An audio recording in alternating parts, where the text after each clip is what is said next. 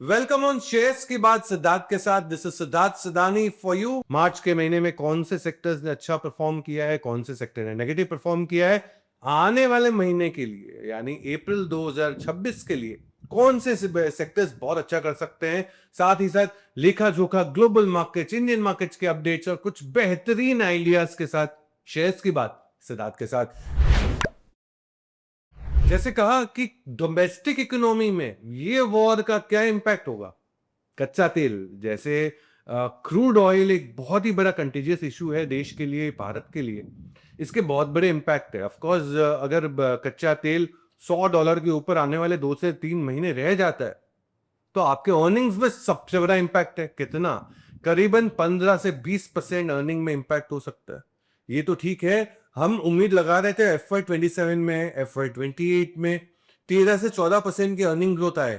ये नीचे आके 10% ही हो जाएगी और ये होते होते मार्जिन भी इंपैक्ट करेंगे।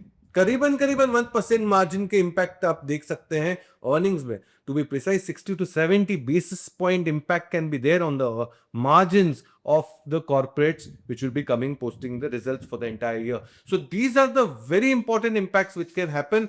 मुझे लगता है कि ओवरऑल आरबीआई की पॉलिसी, क्योंकि सेंट्रल बैंक की पॉलिसी, जैसे मैंने ग्लोबल मार्केट्स की बात की, आरबीआई की पॉलिसी में भी अभी तो पॉज हो सकता है, but inflation would be the key indicator which they would like to watch upon, because आज के तारीख में we are the only country, mark my words, we are the only country which has broadly not raised the domestic retail fuel prices.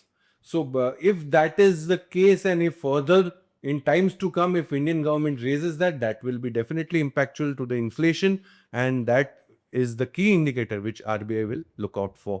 हमें इसके साथ ये भी नहीं भूलना है कि अगर कच्चे अब रिटेल प्राइसेस बढ़ते हैं तो अभी हमारे सामने कुछ स्टेट इलेक्शंस भी है, जैसे कि तमिलनाडु, वेस्ट बंगाल, असम, केरला, पौंडीचेरी।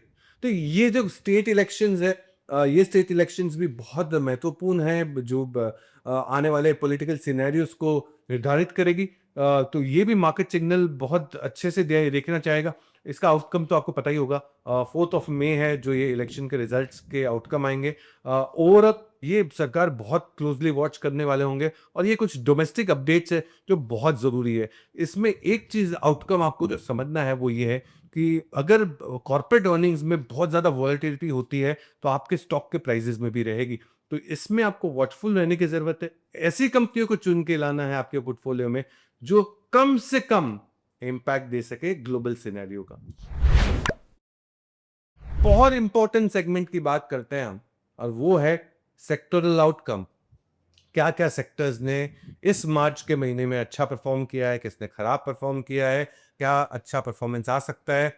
अभी अगर हम बात करेंगे मार्च के महीने में तो बात करने ऐसी है नहीं, बिल्कुल कोई पॉजिटिव सेक्टर ही नहीं है। निफ्टी ही इटसेल्फ 8% नीचे आ चुका है। निफ्टी 8% नीचे आ चुका है। बहुत सारे सेक्टर्स, कोई एक सेक्टर नहीं मिलेगा जो आपको पॉजिटिव मिले। क्यों? क्योंकि मार्च का महीना ही ऐसा है कि एफआईआई ने करीबन करीबन 96,000 करोड़ की बिकवाली की है।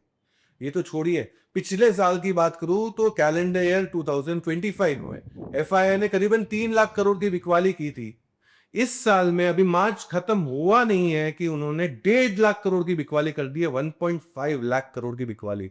So this is the month will be known for selling. Selling की बात करें तो आपके फेवरेट सेक्टर्स भी बहुत बुरी तरह से पिटे हैं। बैंकिंग 11% नीचे, ऑटो करीबन 11% नीचे, एफएमसीजी 9% नीचे। मतलब ऐसा है कि सेक्टर्स की लाइन लगी है जो सब नीचे है।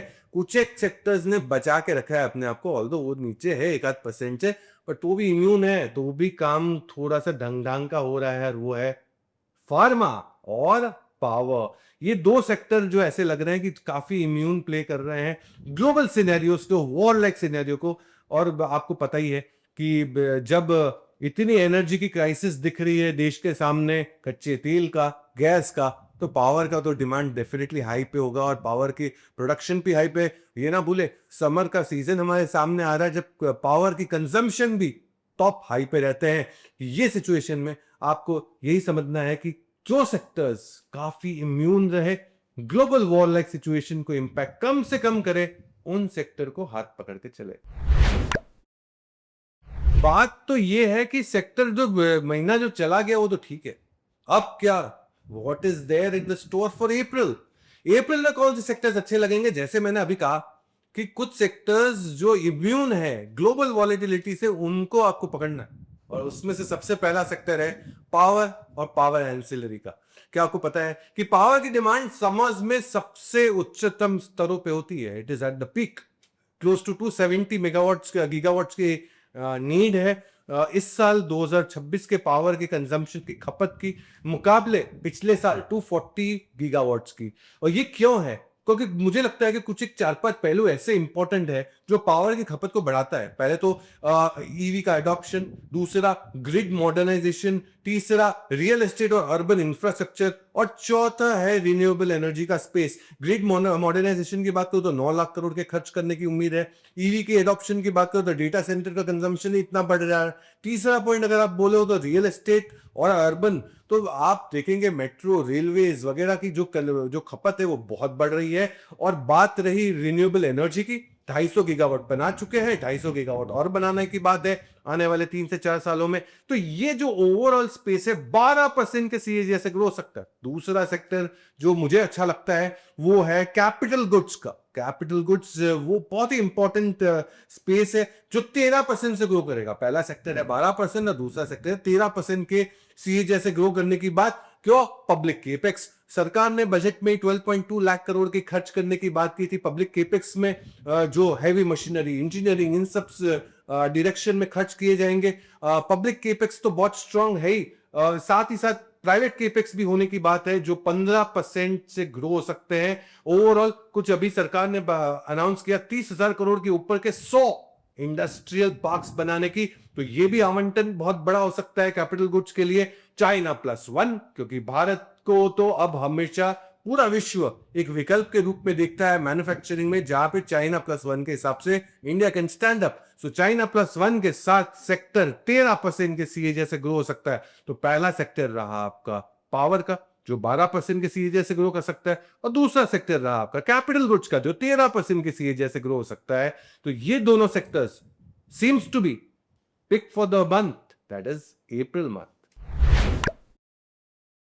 आप सोच रहे होंगे मार्केट कितना नीचे जाएगा और कितना ऊपर जा सकता है अगर सीजफायर आ गया। तो यही है आज का मुद्दा कि अगर वॉर कंटिन्यू रहता है या फिर सीजफायर आ जाता है, निफ्टी के लेवल्स क्या हो सकते हैं? अगर ये वॉर कंटिन्यू रहता है और भी टेंशन बढ़ती है तो दूसरे लेवल्स आ सकते हैं 22,200, 2200, followed by 21,500।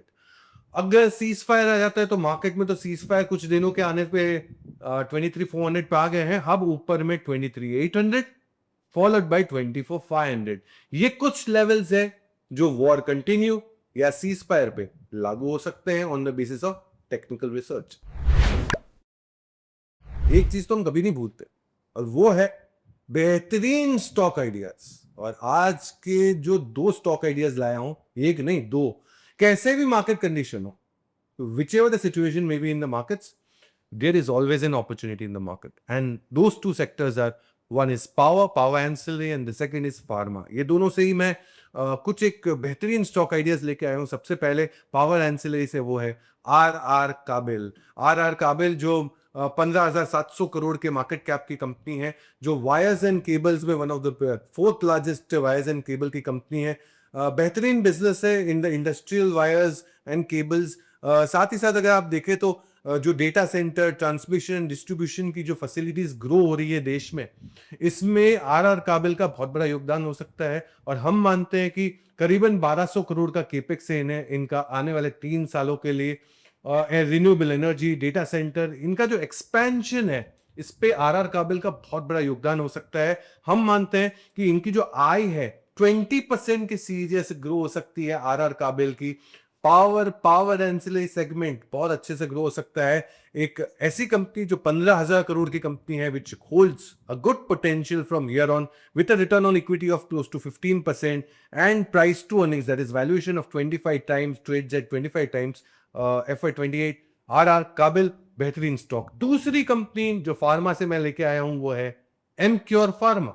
Emcure Pharma is one of the leading formulation businesses in various segments like biologics, API, plus ये जो ट्रीटमेंट मेडिसिन फॉर्मुलेशंस बनाते हैं, gynaecologist, cardiologist, in fact GLP-1 weight loss management की मेडिसिन इन्होंने इस सेगमेंट में भी ये एंटर किए हैं।